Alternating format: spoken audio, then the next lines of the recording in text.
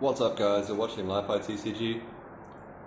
Today's video, deck profile, Pauper, Mono Red, Burn. So, Burn, one of the classic decks in Pauper, one of the classic decks in all of Magic, has got a few updates recently. So, the most recent set as of this video is Kamigawa Neon Dynasty. There are no cards from that set in this deck. However, the previous set, Innistrad Crimson Vow, gave the deck quite some significant upgrades, so I'm going to talk about those today in this video, and a little bit of how the deck is positioned in the metagame, as well as a few at the end. I'll give my thoughts on some other decks that I'm building and Pauper in general. So just to start, I want to talk about the version of the deck that I used in the past before I made these recent changes. So what that deck looked like was the burn spells, so 4 Fireblast, 4 Curse of the Pierce Heart,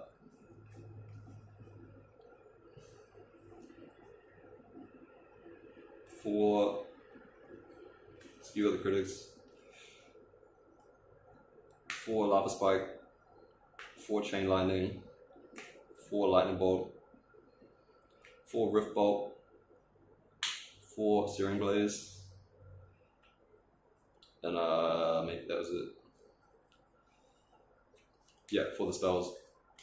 And then in terms of the creatures I was playing in the main deck, there was 4 Ghitu Lavarunner, 4 Thermo Alchemist, and then 4 Scorched Bitter. So that was the deck I think I used in the previous video. So in terms of the difference from this deck to like a stock Pauper burn deck at that time, the main changes are playing Scorched Bitter instead of Needle Drop. So basically the reason for that is that I don't think spending 1 mana to deal 1 damage is something that this deck is interested in doing. Yes, it does replace itself, so you're not going down a card just to deal that 1 damage. It's not like Gut Shot or whatever.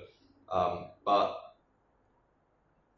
like too often, mana is a very precious commodity, and if you are spending that 1 mana just to deal 1 damage, then you're going to be falling behind in games too easily, and it also leads to some weird like sequencing problems where you end up having to like bolt your opponent in spots where you don't want to, just to have to cycle your needle drops. Yes, so the needle drop was a card that I wasn't happy with, and I very much think that having additional 1-drop threats past just Lavarunner is very good. Not only does that they start accumulating damage very quickly, but unless you play the game in a way where you can use your burn as removal and not feel bad about it. So you have Scorched Bitter, your opponent plays a blocker, you use your burn spell to kill their blocker, which is not something that a burn deck generally wants to do, because you want to trade your cards for their life total, not for their cards. But as long as you have the creatures in play and you're clearing out their blockers so that they can attack, then you're still getting in for that damage. And because you're killing their threats, now it's going to take them longer to kill you. You have more time to draw into your burn spells. So overall, that's perfectly fits the plan. Just having the extra 1-drop. So that was the main deck that I was playing, and I was pretty happy with that. So just talk about the sideboard that I played at the time as well.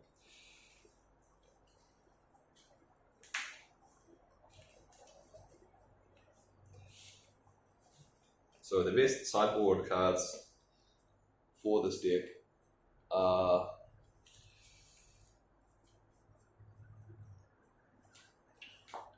Orcish Hellraiser, Smash the Smithereens, and Martyr of Ashes. So I always want to play 4 of all of these. Some of the best options that Mono Red Burn has for the sideboard, just for dealing with various things that the opponent can be doing. The last 3 slots in the sideboard were always a bit up in the air for me. And usually what I settled on was some additional burn spell. So what I had on me in my own collection box here is 3 copies of Incinerate. But I think when I was playing more on Magic Online, what I settled on was 3 copies of Seal of Fire.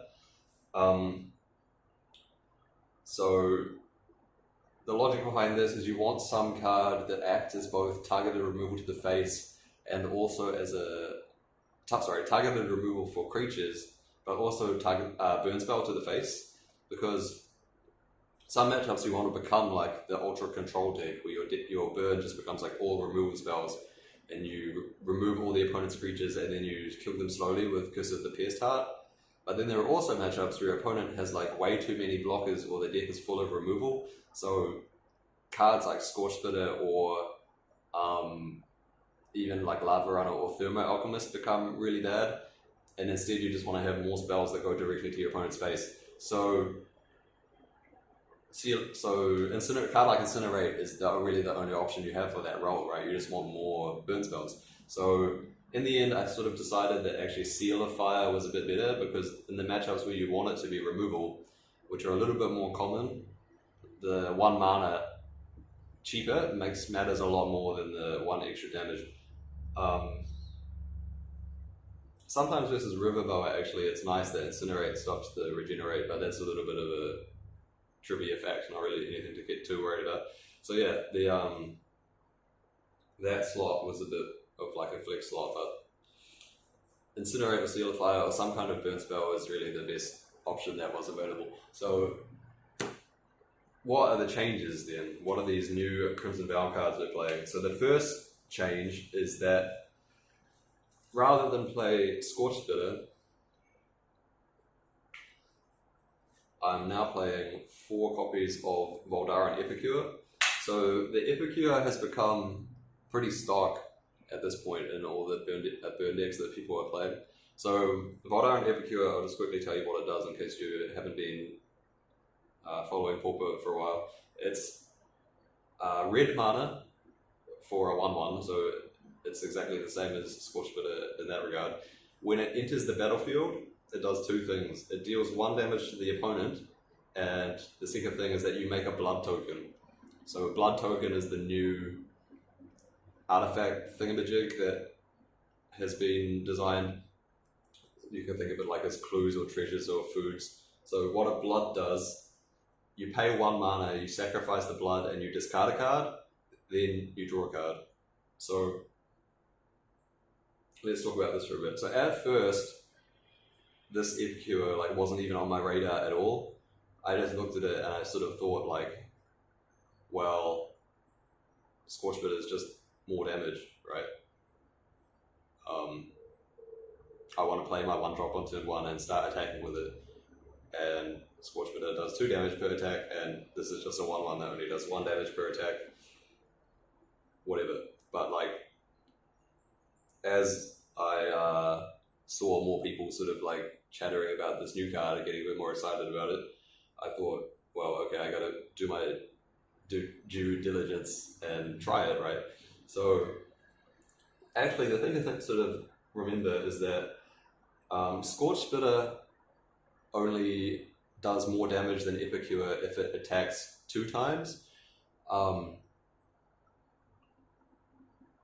Because if you only attack once with either of them, then this does 2 damage total, right? 1 from its power, 1 from its trigger. And this also does 2 damage total if you only attack once with it, right? Once from its power and once from its trigger. So in that regard, they're actually exactly the same. And of course you do attack with Scorchbitter more than once when you play it, right? That's why you play it, right? You want to be doing that. But sometimes it doesn't happen. And the upside on the Epicure, so there are 2 main things, right? The first thing is that in a game where your opponent has a ton of blockers, your opponent's hand is full of removal because you haven't played any creatures yet, or all these kind of things, Scorchbitter might deal no damage, right? Or just 1, because you play it and then you attack with it, the trigger does 1 damage, then they chump block it. So in those situations, Voldaren Epicure will also deal 1 damage, right? Because you play it, it does 1 damage from the trigger. But while it's doing that, it can also chump block at the same time, and you get the blood token. So the blood token was an effect that I was really not excited about, because based on my similar logic for needle drop, and also based on my similar logic for not playing cards like Forgotten Cave, your mana is really at a premium when you play this deck. So like spending 1 mana to cycle a card from your hand is not something that you're super excited about doing, because often your mana is like bottlenecked into killing the opponent as fast as you can. Like you don't have the time to spend the mana to just like marginally upgrade one of your cards. But because the base rate of the Epicure is actually like quite alright just by itself, the blood token is actually pretty worth it, I think. So the deck does have quite a lot of ways to make use out of it. So the obvious thing, and the one that happens most often, is that you just get flooded in the late game with too many mountains. So you use your blood token, you cycle away your mountain, you draw into another burn spell, you kill the opponent. Like that comes up quite a fair amount, obviously. The other thing is that, well, you have cards like Searing Blaze in your deck. It's a bit situational because you need either a land or your opponent to have a creature. Sometimes neither of those things happen, so you've got to cycle it away. You have Fireblast in your deck, so sometimes you have too many Fireblasts, not enough mountains, so cycle away a Fireblast, draw another card that you can actually use. Great. There are, you know, all those things combined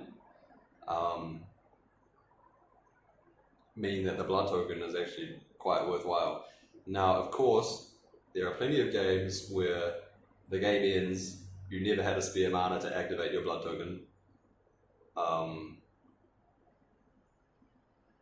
The blood token didn't do anything.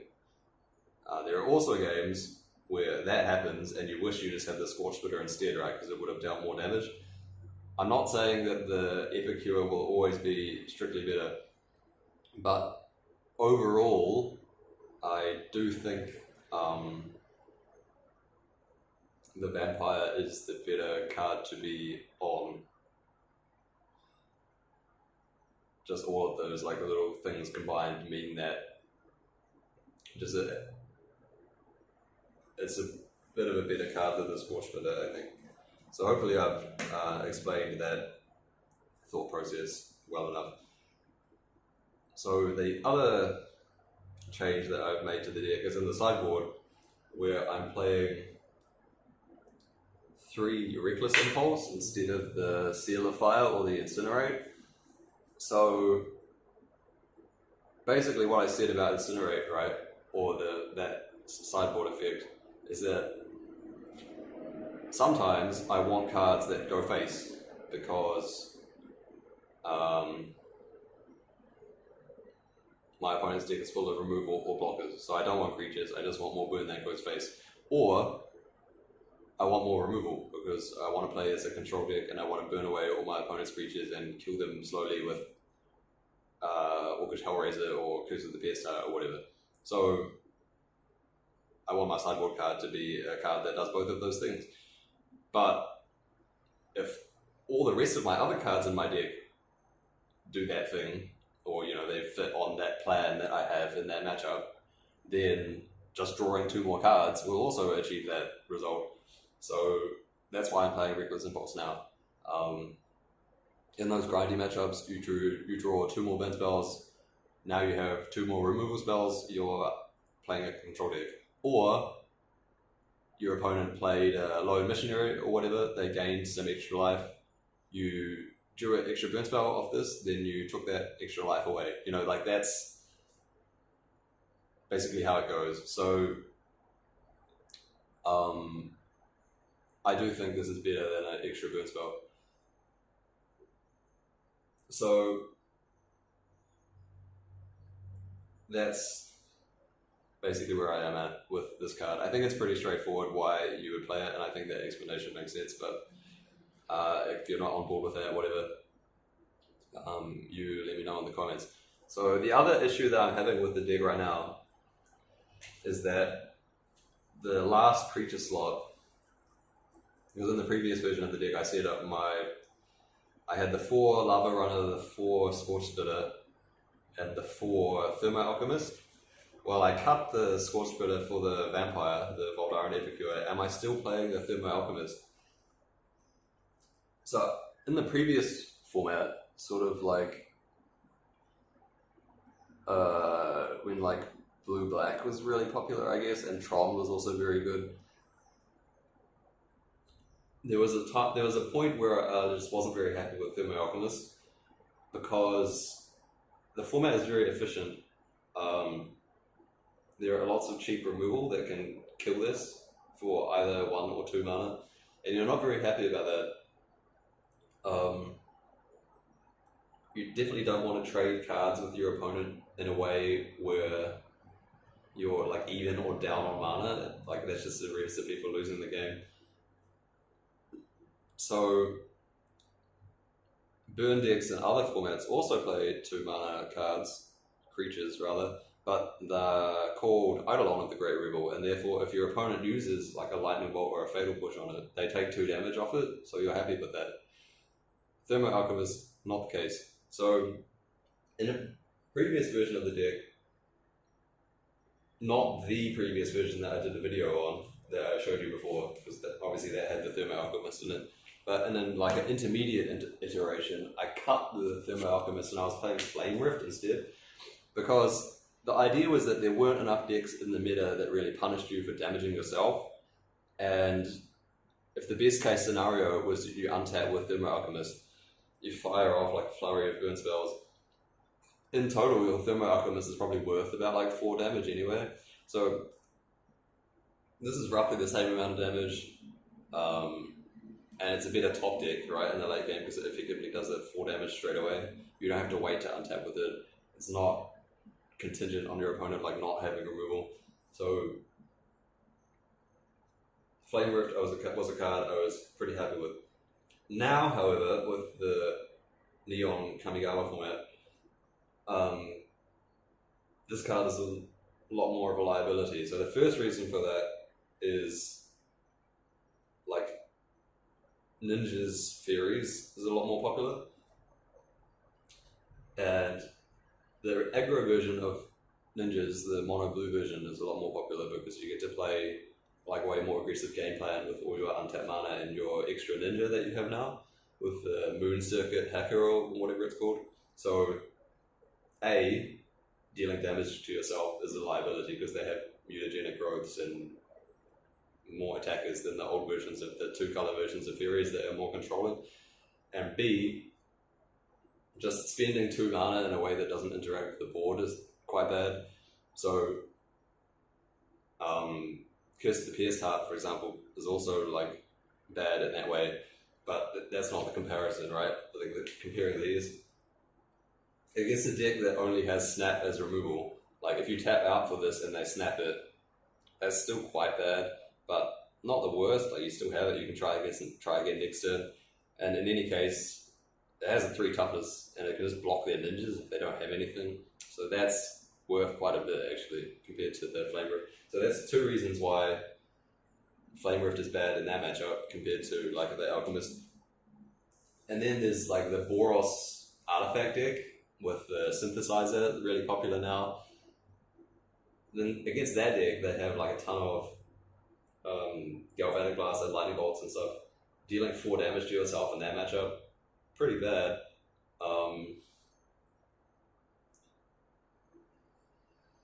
So that's not great. And then the other thing is that like the deck where you really didn't care about damaging yourself, like Tron and that, like really not that good anymore, not very popular. So,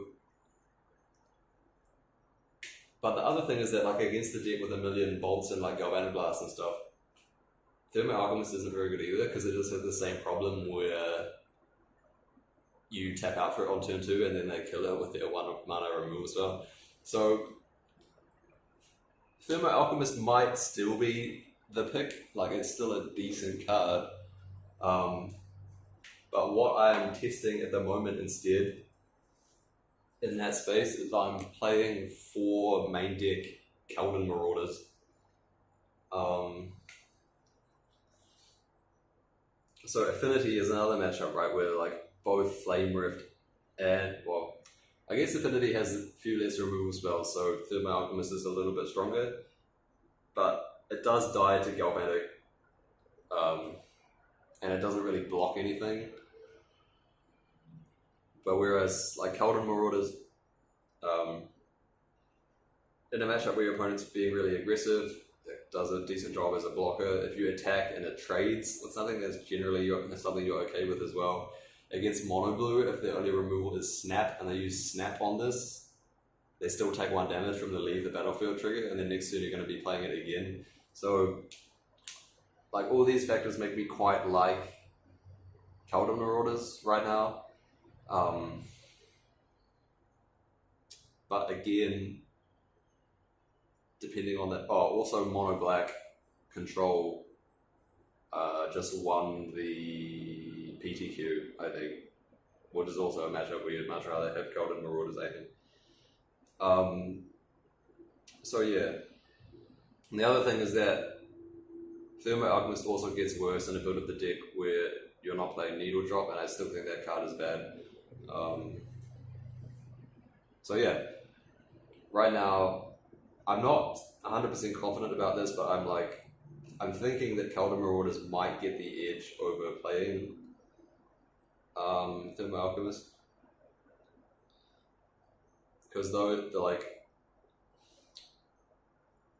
yeah, matchups where Alchemist seems good are just like a little bit few and far between right now. Obviously the upside is really high, and maybe that's just the way the probability works out. You just have to roll with that and be happy with it, and say that, yeah, that's correct. But I don't know, I'm just, the feel bads of having it die all the time is just very underwhelming. So I think I've explained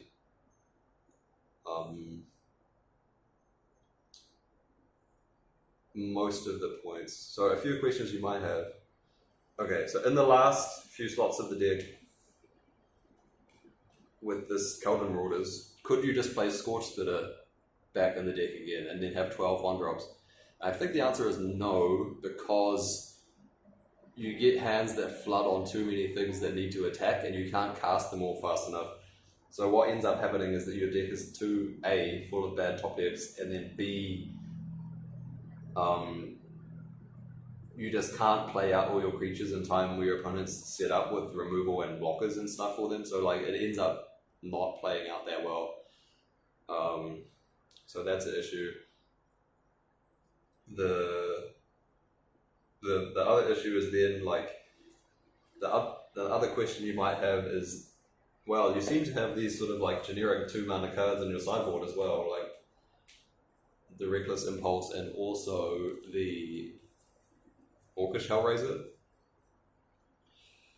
So could you not then play those in your main deck instead of the Thermo Alchemist or the Keldon Marauders? And the answer is no, because essentially for the same reason, which is that a lot of the time in your game ones, you are very mana light and you just want to kill your opponent as quickly as possible because your opponent's not prepared for you in game one. They don't have their anti-burn sideboard cards. So in those situations, both of these cards are quite bad because they eat up a lot of mana, just in general, like relative to what they do. So Orcish Hellraiser in total costs 3 mana, right? And that can add up. If you're stuck on 2 mana and you have a bunch of these, then you tap out for it on turn 2. Because you want to play it ASAP because it's a creature, you want to attack with it. But then if you play the Echo on turn 3 and you don't have a third land, then you can't play another 2-drop to follow it up. If you tap out for Reckless Impulse on turn 2 and you only have 2 lands, then if you hit a Rift Bolt off it, then that's bad because you can't suspend it, that's costing you 3 mana. If you hit a Fireblast off it, you might not be ready to play it yet. You don't have the lands to sack, that's not good. If you hit two drops off it and you played that too early, then you're only going to be able to play one of them. That's bad, but then effectively this was just 2 mana, draw a card, right? So because of how like lean the deck can play in game ones, and that's how it wants to play, because you just want to blitz your opponent quickly when they off balance. That's how you win as Burn. You don't want to be this kind of grindier deck in game one, but in sideboard games you're forced to play that way because of how your opponent's board versus you. So that's why you want these kind of cards in your sideboard. Can you play the main deck in the like Thermo Alchemist slot? Yes, and it wouldn't be terrible, but I don't think it's the right decision. So hopefully that sort of explained all of my thought process on the deck and all of the questions you might have about it. So in terms of its overall positioning in the meta, I think it's okay. Like I think it has a decent matchup versus the Furies decks if you know how to play it well. Smash to Smithereens got a whole lot better recently. First of all, because Affinity lost ATOG, which is one of their best cards against you, just like in general, and B, the easiest way to play around Smash to Smithereens. So that helps. The Boros artifact deck has become way more popular than the Boros tokens deck or the Boros bully deck, whatever you want to call it. So that's good because Smash is pretty solid versus that.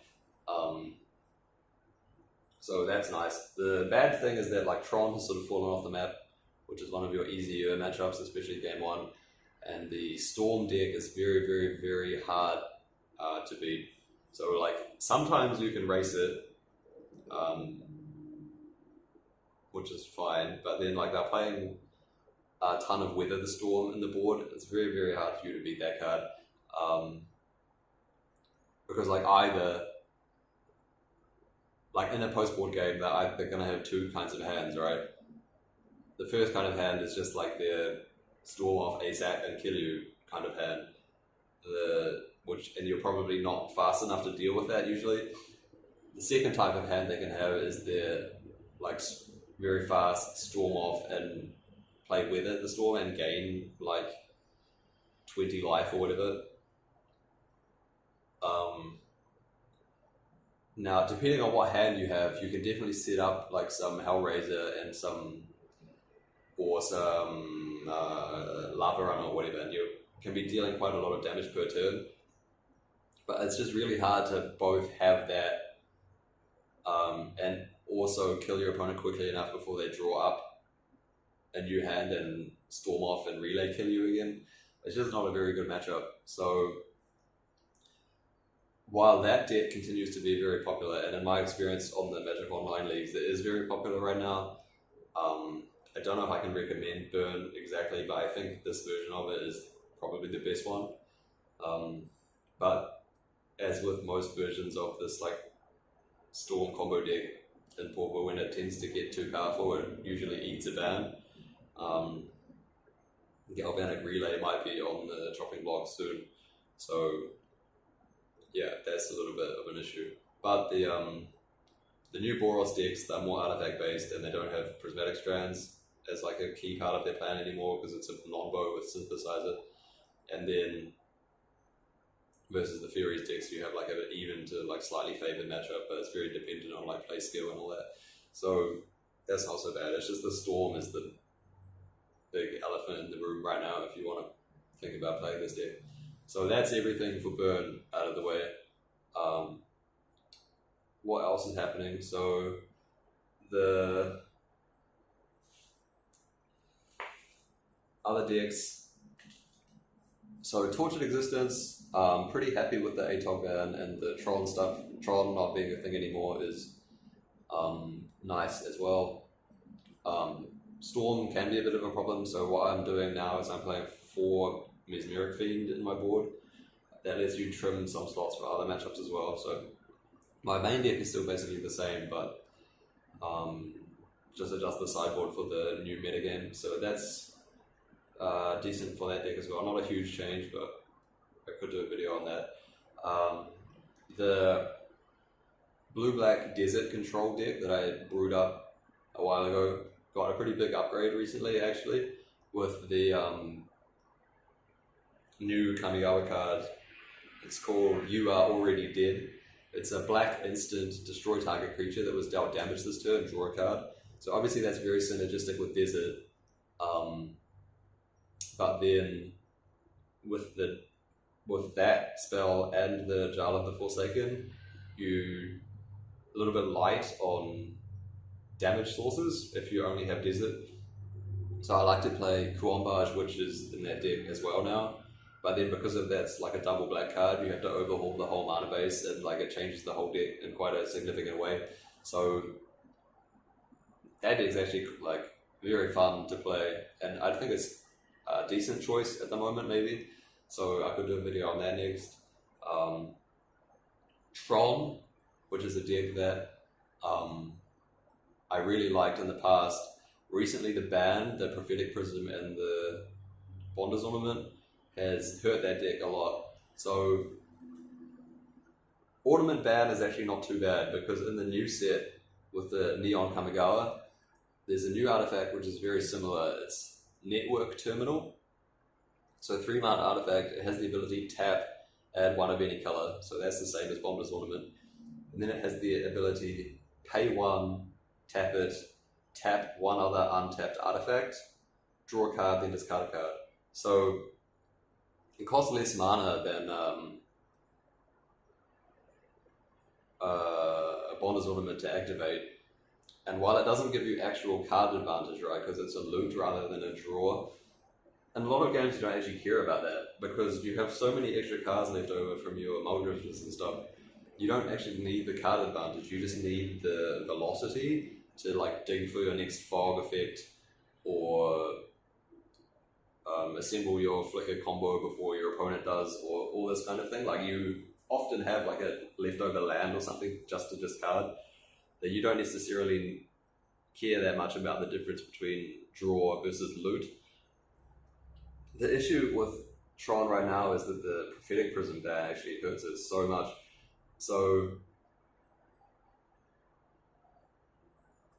basically, there aren't any good alternatives, right? So there's stuff like Guild Globe or Golden Egg. So it's bad that they're only one shot in terms of the mana that they give you, right? They're like Chromatic Star or whatever. You can use them once and then find yourself color screwed because you don't have the rainbow fixing anymore. Prismatic Lens, the deck often doesn't have a good way to make use of the colorless ramp. So often when you play it, it's just like a 2-mana mana Silex, which obviously is terrible. Signets can be okay, but you can be stuck having the wrong colors because they only give you 2. And the other thing is that they don't draw a card, right? And often the deck doesn't really care about ramping through the artifacts, right? It just needs the color fixing because it gets so much ramp from the Tron lands. So signets aren't really the ideal effect either. So there's really no good replacement for Prophetic Prism, which sounds weird because it's such a innocuous looking card. But yeah, that's a big issue. So you can kind of make it work. Like there's a Sultai build floating around that just plays the Network Terminal, or the new artifact, and then it also plays Ica Wellspring, the Mirrodin Siege artifact. When it enters and when it dies, draw a card. So what the Wellspring does is it's an artifact that draws a card, which is a good enabler for the Network Terminal, right? Because you have to tap an untap artifact in order to use the loot. But you also put it in the deck with the Deadly Dispute, which sacrifices it to activate the draw a card effect. Then you draw 2 more cards off the Deadly Dispute and you make a treasure. So all those things are very nice. The 2 main problems. The first is that, like, if you play a lot of Deadly Dispute to enable that combo, like, you don't really want to be stuck casting Ichor Wellspring with no way to sacrifice it. But the problem is that you're only allowed to play 4 Ichor Wellspring. So if you want to play like roughly the same number of each, but there are awkward hands where you end up flooding on like Deadly Dispute with no good things to sack to it, which is pretty bad. And the other problem is that without Prism, you can make Sultai mana work pretty well, I suppose, with like Signets, or I mean, Signets are really just the best option, but as I've already explained, that's not really ideal. So with Sultai, what you get is basically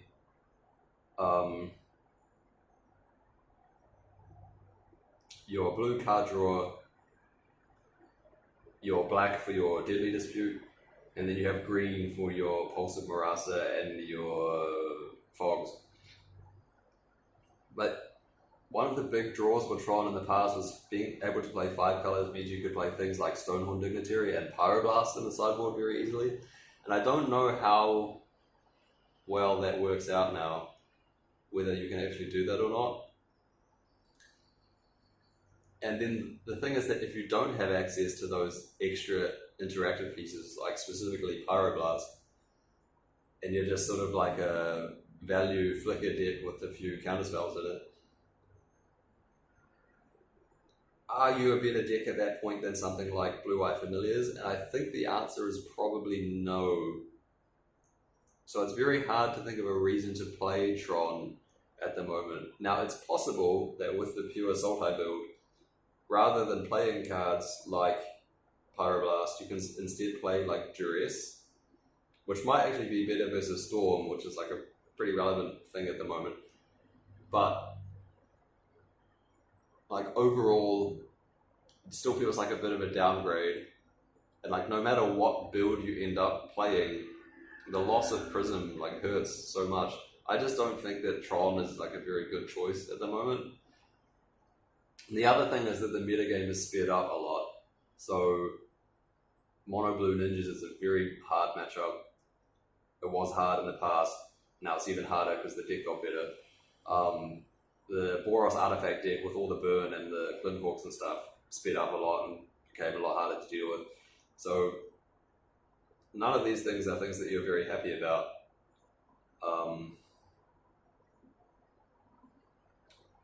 So Tron, the deck got worse, and it also got became worse positioned. I just don't think there's a very good reason to try it right now. So I don't think you can expect a video on Tron anytime soon unless I come up with a big breakthrough somehow. But I've been tinkering with it for the last couple of weeks. I haven't come up with anything that I've been happy with. So Tron might be out of the picture right now. I think that's everything I have for Pauper. Legacy, I haven't had a chance to update anything or play that recently.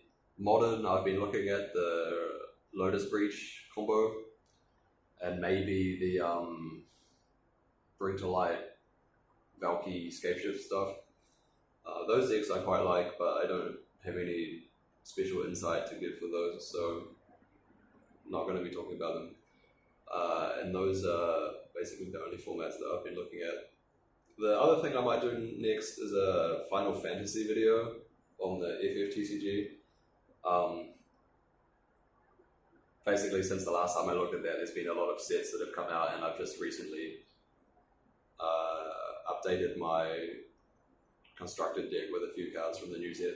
So that's actually pretty cool. I'm a little bit excited to play that again, so that might be the next video, but definitely still got a lot of Pauper content coming up, and I might do a video on Familiars as well, because in my heart I'm still like a control, what am I saying? A ghostly flicker gamer, so got to make that card work.